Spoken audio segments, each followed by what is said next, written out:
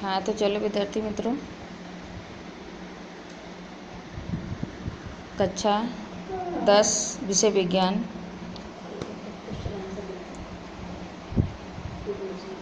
अध्याय 6 जैव प्रक्रम।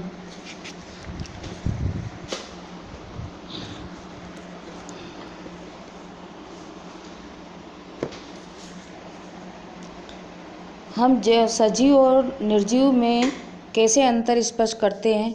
यदि हम कुत्ते को दौड़ते देखते हैं या गाय को जुगाली अथवा गली में एक इंसान को जोर से चीखते हुए देखते हैं तो हम समझ जाते हैं कि सजीव है। यदि कुत्ता, गाय या इंसान सो रहे हैं तो क्या तब भी ये सोचेंगे कि ये सजीव है? लेकिन हम ये कैसे जानेंगे?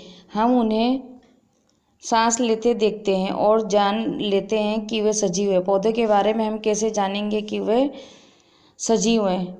हमें से कुछ कहेंगे कि वे हरे दिखते हैं, लेकिन उन पौधों के बारे में क्या कहेंगे जिनकी पत्तियां हरी ना होकर के अन्य रंग की होती हैं? वे समय के साथ वृद्धि करती हैं। हम कह सकते हैं कि वे सजीव हैं। दूसरे शब्दों में, हम सजीव के समान प्रमाण के तौर पर कुछ गतियों पर विचार करते हैं। वृद्धि संबंधी अन्य गतियाँ हो सकती हैं, लेकिन वह पौधा भी सजीव है जिसमें वृद्धि प्रलक्षित नहीं होती है।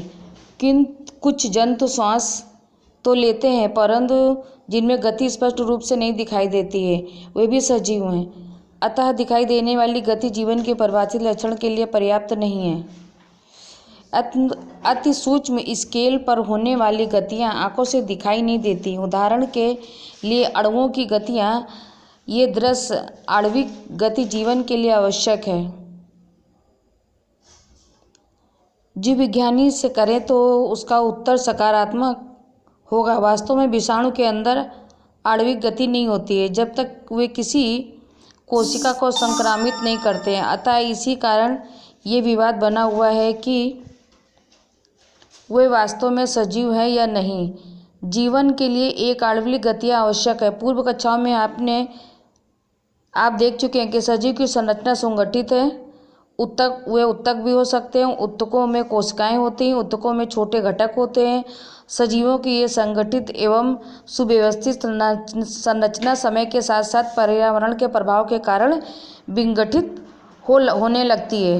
व्यवस्था टूटती है तो जीव और अधिक समय तक जीवित नहीं रह सकते हैं। अतः जीवों को शरीर को मरम्मत और अनुरक्षण की आवश्यकता होती है। सभी संरचनाएं अणुओं से बनी होती हैं। उन्हें अणु को लगातार गतिशील बनाए रखना चाहिए। सजीवों में अनुरक्षण प्रक्रम में कौन से हैं, आइए अभी खोजते हैं। अब देखिए, आपको जैव प्रक्रम क्या है।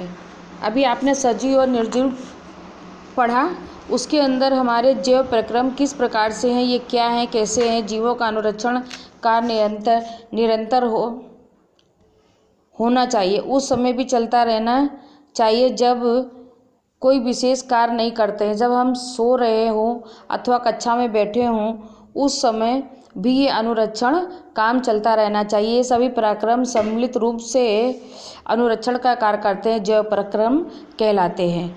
ऊर्जा के स्रोत का बाहर से जीवों के शरीर में स्थानांतरण के लिए कोई प्रक्रम होना चाहिए। इस ऊर्जा के स्रोत को हम भोजन तथा शरीर के अंदर लेने के प्रक्रम को पोषण कहते हैं।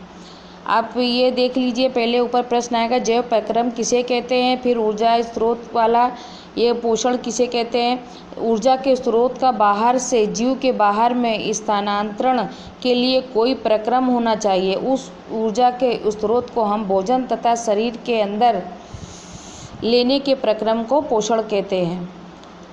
जीव में शारीरिक वृद्धि होती है, इसके लिए उसे बाहर से अतिरिक्त कच्ची सामग्री की भी आवश्यकता होगी, क्योंकि पृथ्वी पर जीवन कार्बन आधारित अणुओं पर निर्भर है। अधिकांश खाद्य पदार्थ भी कार्बन पर आधारित है। इस कार्बन के स्रोतों की जटिलता के अनुसार विविध जीव भिन्न भिन्न प्रकार के पोषण प्रक्रमों को प्रयुक्त करते हैं। इसके बाद देखिए, शरीर के अंदर ऊर्जा के इन स्रोतों के विघटन या निर्माण की आवश्यकता क्यों होती है, जिससे ये अंततः ऊर्जा के एक समान स्रोतों में परिवर्तित हो जाने चाहिए। ये विभिन्न आणविक गतियों के लिए इन विभिन्न जीव शरीर के अनुरक्षण तथा शरीर की वृद्धि के लिए आवश्यक अणुओं के निर्माण में उपयोगी हैं।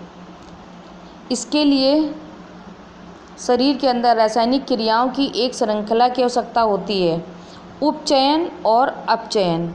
अब क्रियाएं अणुओं के विघटन की कुछ सामान्य रासायनिक युक्तियां हैं।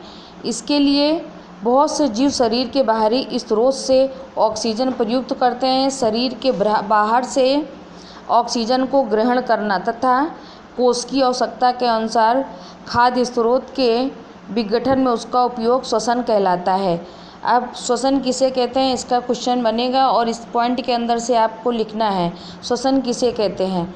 एक एक कोशिकाओं जीव की पूरी सतह पर्यावरण के संपर्क में रहती है, अतः इन्हें भोजन ग्रहण करने के लिए, गैसों का आदान प्रदान करने के लिए या वर्ज्य पदार्थ के निष्कासन के लिए किसी विशेष अंग की आवश्यकता नहीं होती है। लेकिन जब जीव के शरीर का आकार बढ़ता है तथा शारीरिक अभिकल्प अधिक जटिल हो जाता है, तब क्या होता है, बहुकोषीय जीवों में सभी कोशिकाएं अपने आसपास के पर्यावरण के संपर्क में नहीं रह सकती हैं, अतः असाधारण विसरण सभी कोशिकाओं की आवश्यकताओं की पूर्ति नहीं कर सकता है।